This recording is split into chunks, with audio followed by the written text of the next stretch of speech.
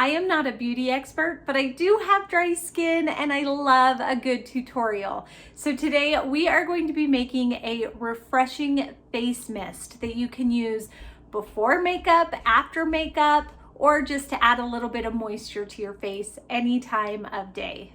We're going to start with a 2-ounce glass amber spray bottle with the spray top removed. And we are going to add 1.5 tablespoon rosewater, 1/2 tablespoon witch hazel, 1 tablespoon of aloe vera gel, and then we'll fill the container the rest of the way up with distilled water.